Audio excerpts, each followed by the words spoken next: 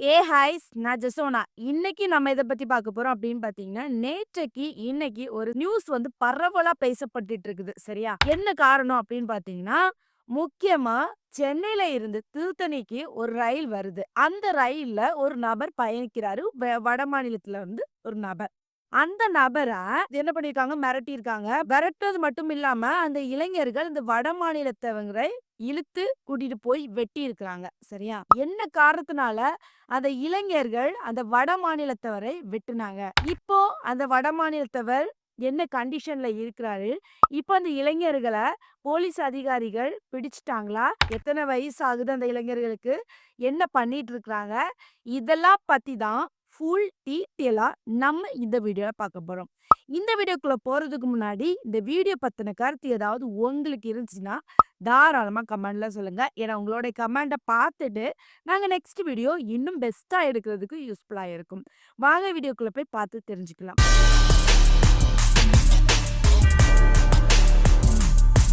First என்ன நடந்துச்சு அப்படின்னு பார்த்தீங்கன்னா, சென்னையில இருந்து திருத்தணிக்கு வரக்கூடிய ரயில். அதுல வந்து இளைஞர்கள் வந்து என்ன பண்ணியிருக்காங்க, இருக்கிறாங்க. எல்லாமே 17 வயசு இளைஞர்கள் தான். சரியா? அப்போ அதே கம்ஃபர்ட்ல என்ன பண்றாரு அப்படின்னு பார்த்தீங்கன்னா, அ சுராஜ் வடமாநிலத்த சேர்ந்தவரு. அவருக்கு 34 வயசு ஆகுது. அவரும் அதுல பயணம் செஞ்சுட்டு வராரு. இந்த இளைஞர்கள் என்ன பண்றாங்க அப்படின்னு நம்ம பார்த்தோம் அப்படின்னு பார்த்தீங்கன்னா, ஃபுல்லா இவங்க இந்த இளைஞர்கள் ரீல்ஸுக்காகவே அ பொறந்தவங்க அப்படிங்கிற மாரி சொல்லலாம். அதாவது கும்பலா போவாங்க, ரீல்ஸ் பண்ணுவாங்க. அருவா, கத்தி எல்லாமே வந்து கையில வச்சிருப்பாங்க. சரியா? அது இவங்களும் அது ஒரு கெத்தாக்காக வீடியோ போட்டு, ரீல்ஸ் போட்டு வியூஸ் வாங்கலாம் அப்படிங்கிற மாரி பண்றாங்க. சரியா? அப்ப என்ன நடந்துச்சு அப்படின்னு பார்த்தீங்கன்னா, இந்த இளைஞர்கள் பயணம் செஞ்ச அதே இதுல தான் அந்த சுராஜ் என்கின்ற வடமாநிலத்தவர் வந்து என்ன பண்றாரு, பயணம் செய்றாரு. அவரு அவர் பிளேஸ்ல அவர் போக்குல இருந்திருக்காரு. அப்ப இந்த இளைஞர்கள் என்ன பண்ணியிருக்காங்க அப்படின்னு பார்த்தீங்கன்னா, அந்த சேர்ந்த சுராஜ் என்பவர வந்து போய் மிரட்டியிருக்காங்க. கத்திய வச்சு வெட்டுறது மாதிரி, வெட்ட போறது மாதிரி, இந்த மாதிரி மிரட்டி ஒரு ரீல்ஸ் எடுத்திருக்காங்க. அவரு பார்த்துட்டு சும்மா இருப்பாரா? அவரு என்ன பண்ணியிருக்காரு அப்படின்னு பார்த்தீங்கன்னா, தட்டி கேட்டுருக்காரு. என்ன காரணம் தெரியாம இவங்க வந்து பண்றது தப்பு தானே. அப்ப அவரு வந்து ரிட்டர்ன் கேட்டுருக்காரு. அப்படிலாம் பண்ணாத அப்படின்னு சொல்லிட்டு அதட்டியிருக்காரு. உடனே இந்த பசங்க என்ன பண்றாங்க அப்படின்னு பார்த்தீங்கன்னா, எப்பன்டா திருத்தணி வரும் அப்படிங்கிற மாதிரி வெயிட் பண்ணி, அந்த சுராஜ் என்கின்றவர வடமாநிலத்தை சேர்ந்தவர் சரியா? அவர தர தரன்னு இழுத்துட்டு போயி, ஆள் இல்லாத பகுதியில கொண்டு போட்டு வெட்டுறாங்க சரியா? அங்கேயுமா வெட்டுறாங்க. மூஞ்சி, கை, காலு அ எல்லா இடமும் வந்து வெட்டுறாங்க. அதுவும் சத்தம் போட்டு வெட்டுறாங்க. அது சுராஜ் அந்த வடமாநிலத்த சேர்ந்தவர் வந்து கத்துறாரு. அம்மா, அம்மான்னு சொல்லிட்டு கத்துறாரு. வலிக்குதுன்னு கத்துறாரு. கத்த கத்த மறுபடியுமே என்ன பண்றாங்கன்னா, வெட்ட தான் செய்றாங்க. ஸ்டாப் பண்ணல. நல்ல காயப்படுறாரு அவருக்கு. சரியா? பொழைப்பாரா? பொழைக்க மாட்டாரா? அப்படிங்கிற மாதிரி ஒரு காயம் ஏற்படுது பலத்தமா. வலி என்னன்னு இருக்கும்னு நெனச்சு பாருங்களேன். அப்போ இத என்ன பண்றாங்க அப்படின்னு பார்த்தீங்கன்னா, அந்த இளைஞர் வீடியோ எடுக்குறாரு. வீடியோ எடுத்து இத போஸ்ட் போட்டாச்சுன்னா, நல்ல வியூஸ், லைக்ஸ் எல்லாம் வாங்கலாம். ஃபேமஸ் ஆயிரலாம். அப்படிங்கிற மாதிரி இந்த இளைஞர்கள் என்ன பண்றாங்கன்னா, அந்த வீடியோ எடுத்து வீடியோ அப்லோட் பண்றாங்க. இது ஒரு பக்கம் நடக்குது. இன்னொரு பக்கம் என்ன அப்படின்னு பார்த்தீங்கன்னா, இந்த சுராஜ் என்கின்றவர் வந்து போராடிட்டு இருக்காரு உயிருக்கு. சரியா? அப்ப என்ன பண்றாங்க, அக்கம் பக்கத்தினர்கள் சவுண்ட் என்னன்னு கேட்டு வந்து பார்க்கும்போது, இவரு உயிருக்கு போராடிட்டு இருக்காங்க. இவர என்ன பண்றாங்கன்னா, அப்படியே கூட்டிட்டு போறாங்க. ஹாஸ்பிட்டல்ல போய் அட்மிட் பண்றாங்க. திருத்தணி அரசு அரசு மருத்துவமனையில போய் அட்மிட் பண்றாங்க. சரியா? அதுக்கப்புறம் என்ன ஆச்சு அப்படின்னு பார்த்தீங்கன்னா, இந்த சம்பவம் வந்து தெரிய தானே ஆரம்பிக்கும். ஒரு பக்கம் போலீஸ் ஹாஸ்பிட்டல்லேருந்து போலீஸ் அதிகாரிகள் தகவல் குடுத்துப்பாங்க. மறுபக்கம் இந்த வீடியோ வைரல் ஆகுது. ரொம்பவே வைரல் ஆகுது. அப்ப என்ன பண்றாங்க அப்படின்னு பார்த்தீங்கன்னா, இந்த சம்பவம் யாரு? என்ன ஏதுன்னு சொல்லிட்டு போலீஸ் அதிகாரிகள் வந்து விசாரணை பண்றாங்க. விசாரணையில வந்து தெரிய வருது, சுராஜ வந்து இப்படி இந்த பசங்க வந்து வெட்டியிருக்காங்க அப்படிங்கிற மாரி தெரிய வருது.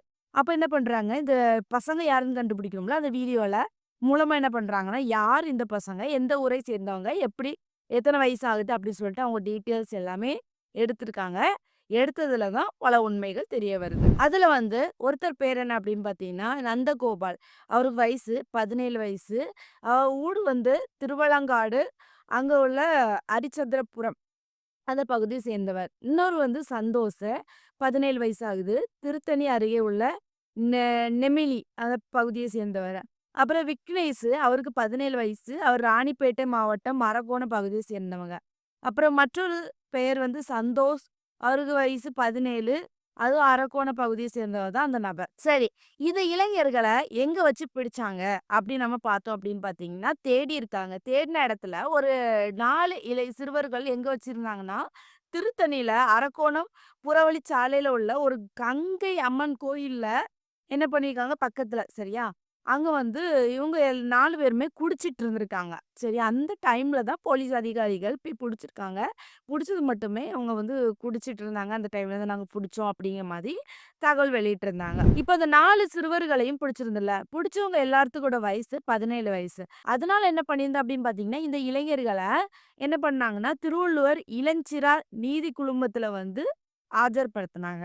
சரியா? அதுல ஒரே ஒரு சிறுவருக்கு மட்டும் ஜாமீன் குடுத்தாங்க. என்ன காரணம் அப்படின்னு பார்த்தீங்கன்னா, அதுல ஒரே ஒரு சிறுவர் மட்டும் என்ன பண்ணியிருக்காரு, படிச்சுட்டு இருக்காரு. அதனால அவருடைய பள்ளி படிப்பு எந்த ஒரு டிஸ்டர்ப் ஆகக்கூடாதுக்காக என்ன பண்ணியிருக்காங்கன்னா, ஆ வா அதாவது இந்த மாரி பண்ணக்கூடாது, எடுக்கக்கூடாதுன்னு சொல்லிக்கிட்டு என்ன பண்ணியிருக்காங்க, ஜாமீன் குடுத்துருக்காங்க. இப்போ 3 சிறுவர்கள மட்டும் என்ன பண்ணியிருக்காங்கன்னா, கைது பண்ணியிருக்காங்க. சரியா? சரி. இப்போ இந்த விஷயம், அதாவது இன்னும் விசாரணையில அதிகமா தெரிய வருது. சரியா? ஆ என்ன பண்ணாங்கன்னா, பிடிச்சாங்களா போலீஸ் அதிகாரிகள் இந்த 4 பசங்களையும். 4 பசங்களையுமே பிடிக்கும்போது விசாரணை பண்ணுவாங்கல்ல. அப்படி விசாரணை பண்ணும்போது, அந்த இளைஞர்கள் என்ன சொல்லியிருந்தாங்க அப்படின்னு பார்த்தீங்கன்னா, "நீங்க குடிச்சிருந்தீங்களா?" எல்லாமே கேட்பாங்கல்ல. அப்படி கேட்கும்போது அவங்க சொல்லியிருந்தாங்க, அந்த இளைஞர்கள், "ஆ குடிச்சோம், கஞ்சா அடிச்சோம்." அப்படிங்கிற மாதிரி அவங்களே ஒத்துக்கிட்டாங்க. போலீஸ் அதிகாரிகளும் கண்டுபிடிச்சிருக்காங்க. ரீல்ஸு பண்றேன் பேர்ல இந்த மாதிரி செயல் பண்ணியிருக்கீங்க அப்படிங்கிற மாரி கேட்பாங்கல்ல. அதுல வந்து ஒத்துக்கிட்டாங்க. "நான் கஞ்சா அடிச்சது உண்மைதான்." அப்படிங்கிற மாதிரி இந்த இளைஞர்களும் ஒத்துக்கிட்டாங்க.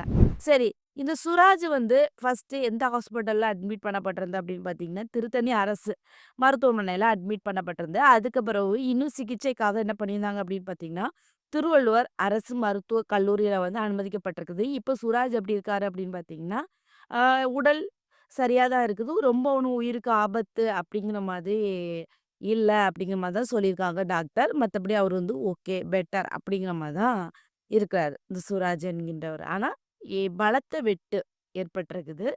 அதுவுமே வந்து டாக்டர் வந்து சொல்லியிருந்தாங்க. இந்த வீடியோ பார்க்குற நீங்க, இத பத்தி என்ன நெனைக்கிறீங்க?